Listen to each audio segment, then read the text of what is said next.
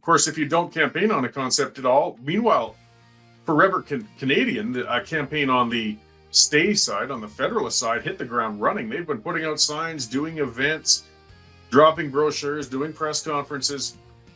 Well, the needle starts moving towards their side when there's a complete absence of an independence campaign on one side or the other. So I suspect that's part of why it's had a bit of a dip. People just throwing their hands up in frustration. And I got to admit, it doesn't look good for an independence when we say, well, we're going to become independent, but these guys are going to run the country when they can't even update a website in 4 months.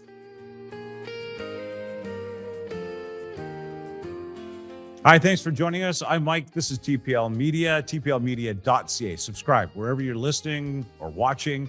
And for goodness sake, check us out on the local level, tplmedia.ca/local. We might have a local version of what we do here just for your town. We talk about Canadian issues. Today is no exception to that. Joining us is Cory Morgan. We're going to talk about the independence movement in Alberta. Let me give you a little bit of a rap sheet on Cory. And Cory, don't hesitate to correct me as I go here. Cory is currently senior Alberta columnist, a guy that I read on a regular basis. And he's a host with Western Standard, where he covers Alberta politics, energy policy, Western alienation, and the growing debate around Alberta sovereignty. Check this out. He was the founder and leader of the Alberta Independence Party in 2000. Remember when we started talking about this? And also he was a founding executive member and vice president of policy for the Wild Rose Party, helping shape one of Alberta's most influential conservative political movements. Not only that, but he spent 2 decades involved in Alberta politics, not just as an activist or a commentator or a policy advocate, but actually as a provincial election candidate. Good God, Cory, what a resume. Thanks for joining us. I appreciate this.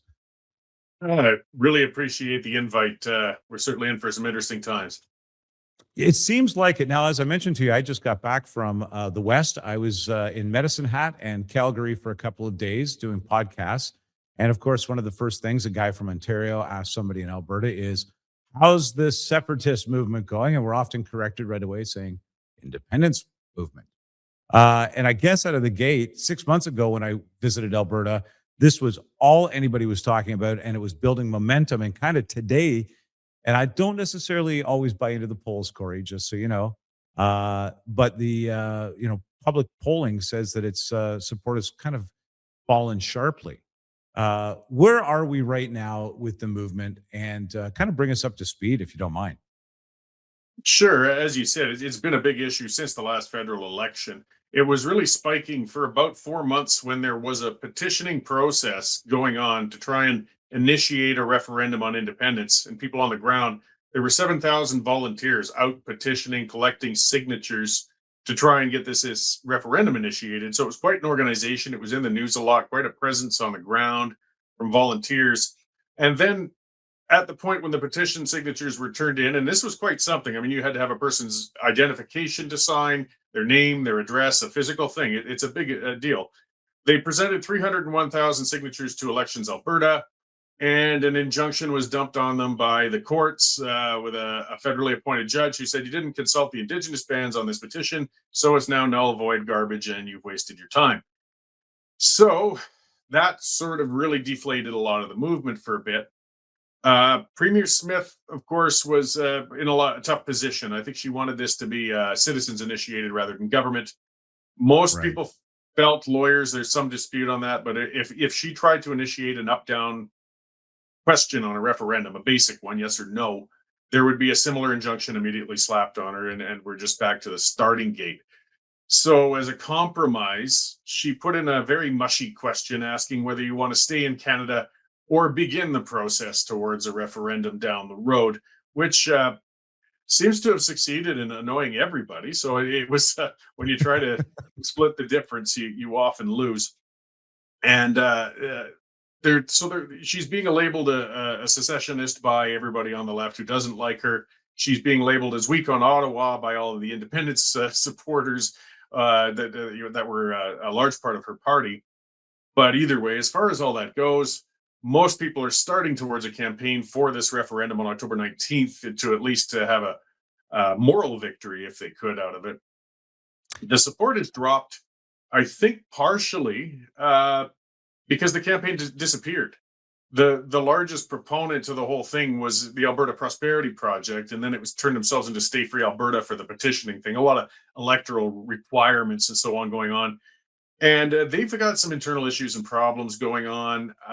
They've got problems with Elections Alberta, and so we've gone a month past when these petitions were filed, and a referendum was scheduled with this mushy question, and they haven't done any campaigning. They disappeared. They haven't updated their website in 4 months. So That was notable actually when we were out west. There was, you would assume, okay, now's the time to start marketing toward this notion, and there was nothing. no, and of course, if you don't campaign on a concept at all, meanwhile, Forever Canadian, the campaign on the stay side, on the Federalist side, hit the ground running. They've been putting out signs, doing events, dropping brochures, doing press conferences. Well, the needle starts moving towards their side when there's a complete absence of an independence campaign on one side or the other. So I suspect that's part of why it's had a bit of a dip. People just throwing their hands up in frustration. And I got to admit, it doesn't look good for an independence when we say, well, we're going to become independent, but these guys are going to run the country when they can't even update a website in 4 months. It makes it Yeah, difficult. it does. It kind of feels like you're in the mud and trotting along, and where is the other side of the mud pile? You mentioned Danielle Smith kind of being unpopular on both sides right now. Meanwhile, from my perspective, she's going to make hay on this in a lot of ways, because now she seems to have buddied up with Carney. She seems to be making deals that are amenable with Ottawa. Meanwhile, she's trying to get the glean of, using the separatist movement to push Ottawa, I think, in a direction that it needed to go. Did this independence movement help Danielle Smith, help Alberta, you think, in the end?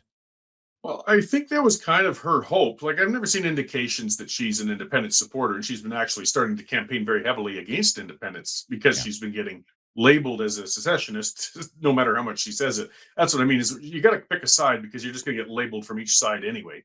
Yeah. So trying to split the difference doesn't work.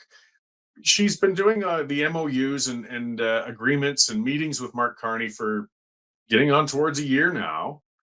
And that's part of what's making actually the independence movement flare up even more, because we don't need more talk. We don't need more promises. We don't need more MOUs. We need a bloody pipe in the ground.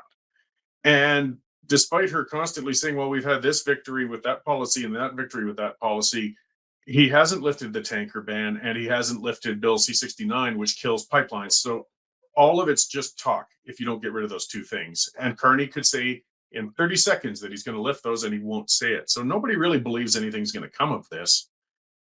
So that's part of why people say, well, that's it. We'll just go for the independence front. We got nothing to lose at this point. Cory, go back a quarter century and a little bit to where you guys began talking about this. What has changed in the movement, and what's changed in the message from then until now?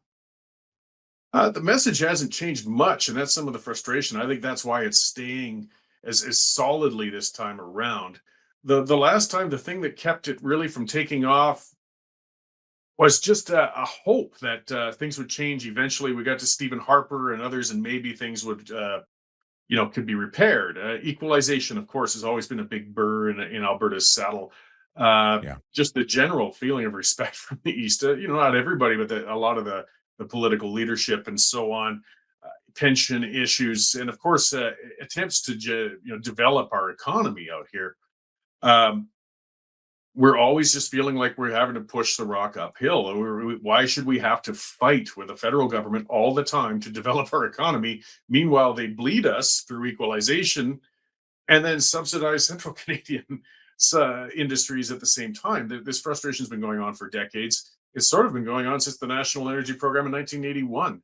So when you had a second Trudeau show up and give everybody, bad deja vu, and Yeah. again, his main target was attacking Alberta's energy sector, and he really was. He was shutting us in through regulation rather than through a national energy program like his father did.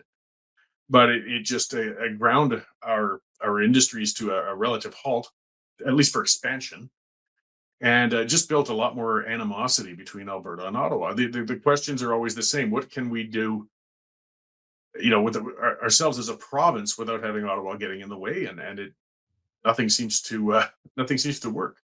It seems that Alberta was in a heyday at the time that regulation started to grind things to a halt. and net zero became a discussion.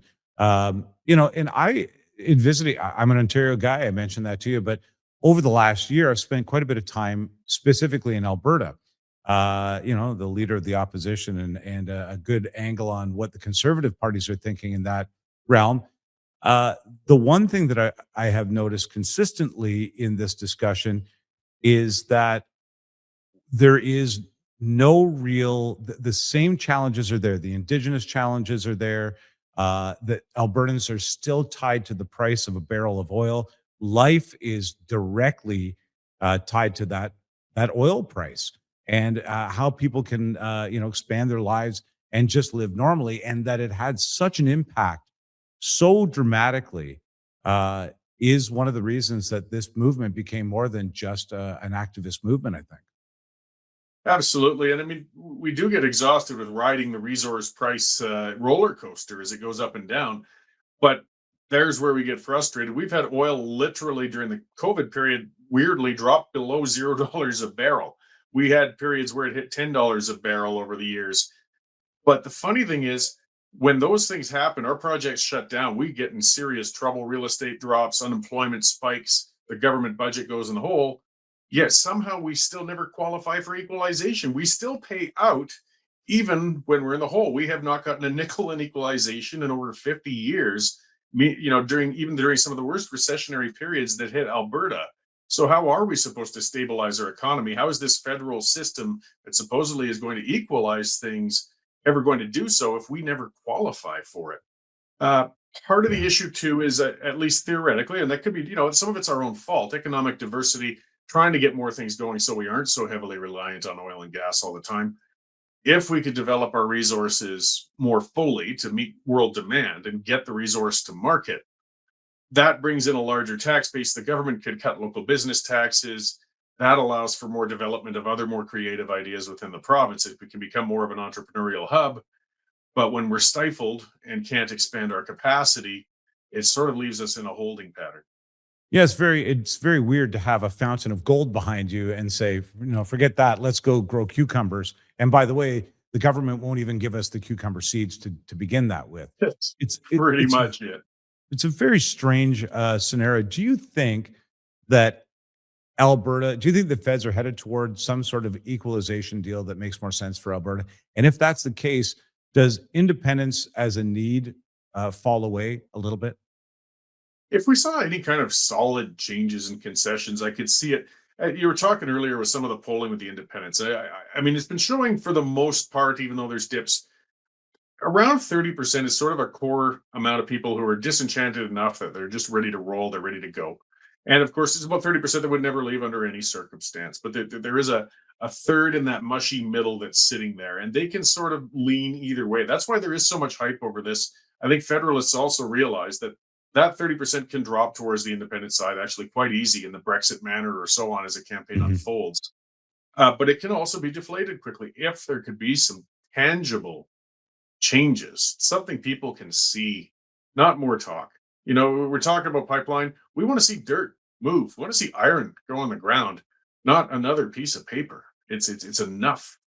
How But do? if that happens, So I was sorry. about to say, if Mark Carney announced, you know what, we're lifting the tanker ban, we're declaring the pipeline in the national interest, we're setting aside, we've set up that office of major projects that sat for a solid year. It was supposed to streamline major projects, hasn't streamlined a single one yet. In fact, it seems to be slowing them down. He just needs to stand up and say, we're going to get it done. David Eby, you don't have the constitutional authority to stop this. Indigenous bands, we will consult and accommodate you as well as we can, but the Supreme Court has repeatedly acknowledged you do not have a veto authority. We've got to get this done, and it's going to happen. He will not say that. And if he won't say that, it just tells me he'll never do it. The other thing that I think is a major, I guess, hurdle is Indigenous land rights, which we hear on occasion. At least I think I've heard on occasion. Yeah, we're ready to deal on this to get it going for the betterment of Indigenous people and Albertans on the whole. Is that still a hurdle that is unsurmountable in independence? Well, I don't know what insurmountable. If anything, it's feeding more independence because it's showing it to be an insurmountable hurdle for any Canadian economic development. How long are we going to let this ever expanding obligation of consultation, which is actually reading in consent on doing practically anything? Uh, we got to People conclude we just got to get out of the system because these judges are, to be frank, almost nuts. I mean, how can you rule that we aren't even allowed to petition to ask a referendum question without getting consent, which is nowhere in the Constitution, from a handful of chronically aggrieved Indigenous chiefs? And I'm not talking about all Indigenous people, it's just a handful of chiefs. But we know we've got no possible hope of winning in the courts, it appears. So what's left? And I think a lot of other Canadians are coming to that conclusion too. We see the person that the BC chose to lead the Conservative Party. We see David Eby sinking, and I think a lot of that is to the point where they've pushed it way too far. The Musqueam decision, people are fearing for whether or not they're going to be able to continue to own their own property any Right. longer. And this is coming to a head. I'm really kind of worried about another aspect because the Indigenous bands in Alberta are now saying they're going to do civil disobedience and block pipelines and highways and railroad tracks if we hold this referendum. I really fear for, I mean, I've never seen signs of it, but frustrated citizens who get at the end of the rope, and this could actually start getting dangerous. And I really, really do not want to see that. But if you block every democratic means to make a change, some people on the far fringe might choose non-democratic means to make change. We saw that way back with the FLQ in Quebec. It was terrible. I think the reason the FLQ disappeared is because René Lévesque and others brought a political mechanism to at least pursue it. They said you can hold referenda on this, you can have an independence party, you can have that point of view, and people directed their energies towards that.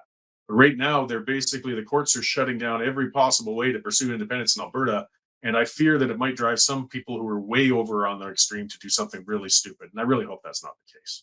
No, I hope not. But these blockades historically have not worked out between Indigenous and other levels of government. And you pointed out the FLQ, OCA comes to mind. They're not well managed often, and they cause more harm than they actually make a point. So now, let's say Albertans vote yes in October. They want to make change. What happens the next day? Does a committee get formed, or how did you envision this early days, and how do you think that it unfolds now if this goes down? Well, early days, and I have to acknowledge, I think it was always a long shot if it was towards an actual binding up and down Clarity Act compliant question. But let's say there had been 55% in a yes with that sort of question, then a constitutional convention would have to be struck, and we start the process of negotiating our exit as per the Clarity Act. Now, with this question, it's completely non-binding, so really it's just a poll, which again, the Indigenous bands feel we're not allowed to hold that even. Uh, the day after that, though, it depends on whether Premier Smith wants to abide by what people decided, because it does say at least we're going to begin the process for a binding referendum on independence if there's a yes on that. Presumably, part of that means doing whatever the consultation may be. That's what the hang-up is right now. But one of the worst things with our it's a 2004 Supreme Court decision on the Haida case that gave a duty to consult. It never told how much consultation is ever adequate. That's usually where we lose. It's not that we didn't consult, it's that they always say we never consulted enough. So That I'm not sure nebulous consulting directive, and that yes.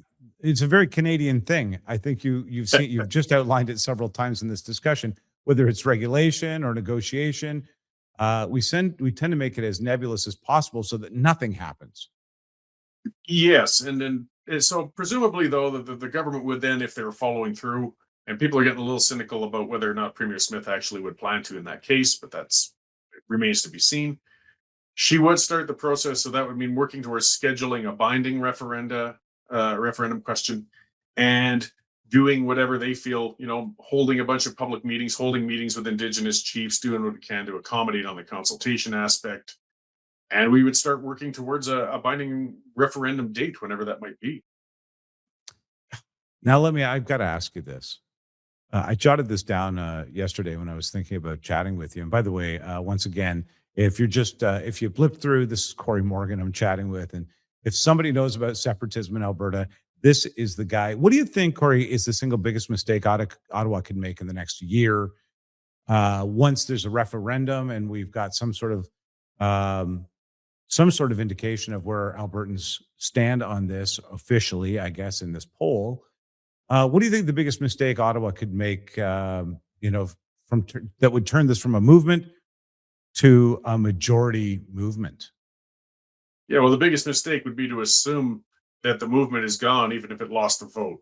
It's there, it's festering, and it can still flare up.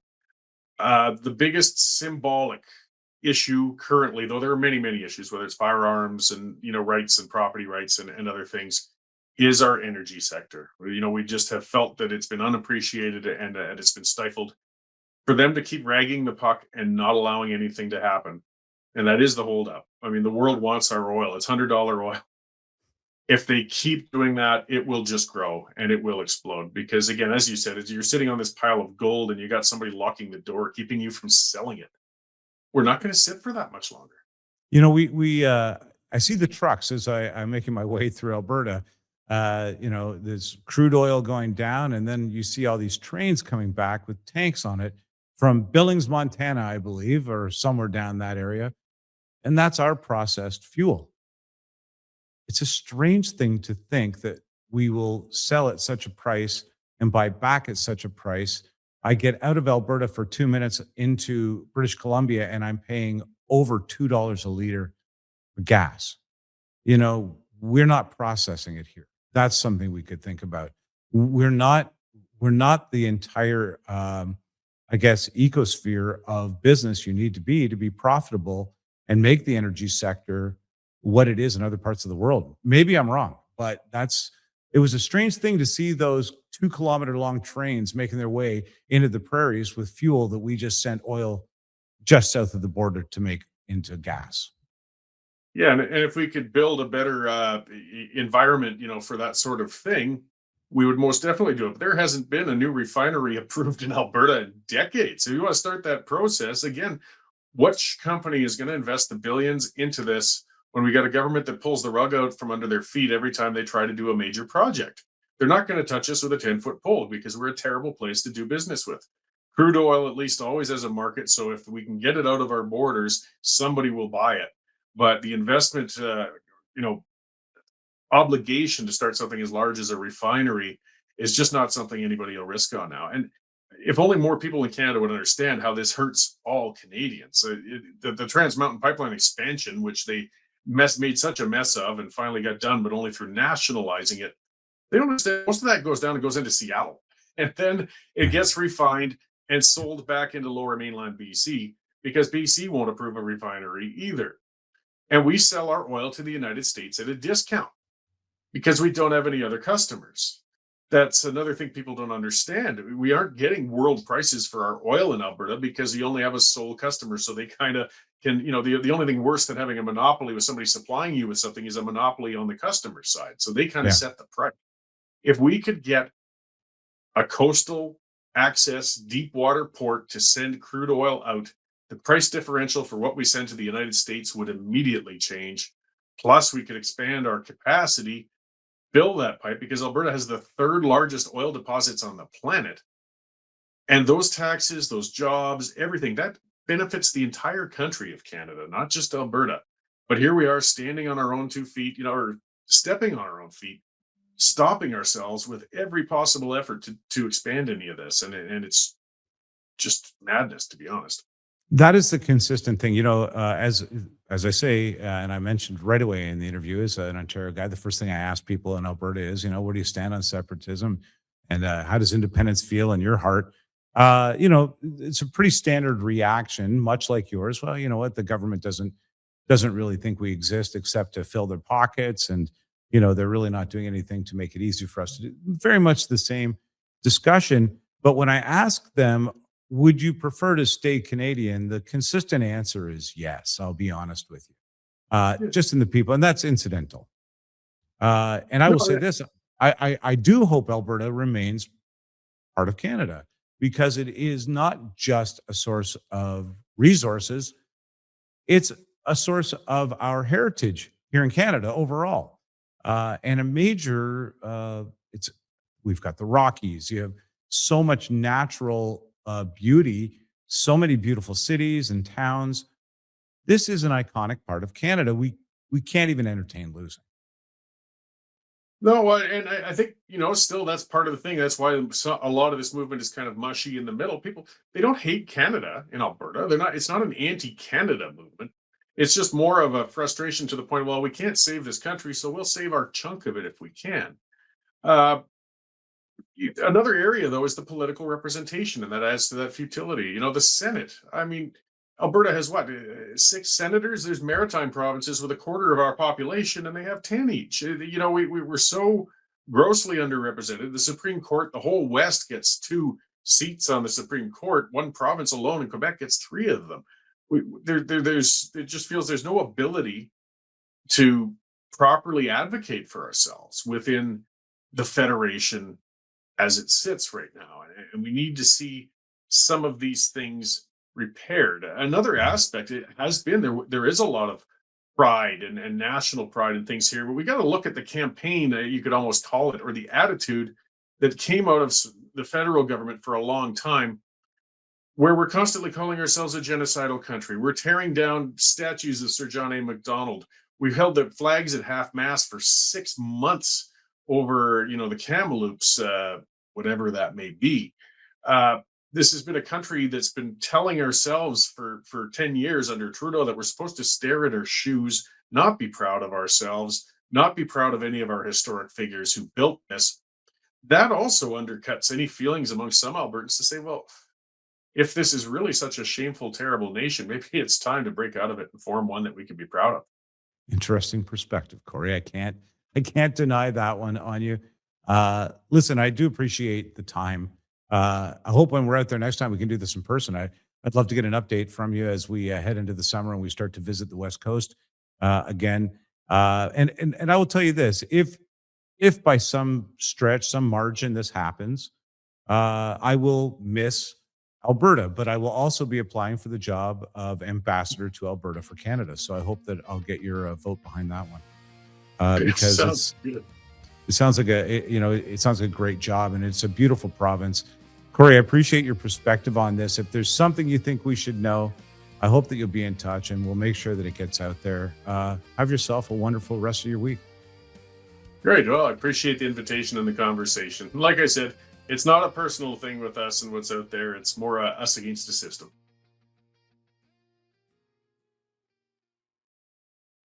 Looking for reliable and convenient personal safety products? Less Lethal has you covered.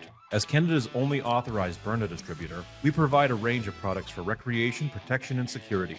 Explore our Byrna launcher lineup, including the LE, SD, TCR, and Mission 4, designed for different levels of performance and protection needs. We also offer the Banshee personal safety alarm, designed to protect children, women, and vulnerable individuals. Because your safety is our top priority. Shop now at lesslethal.ca.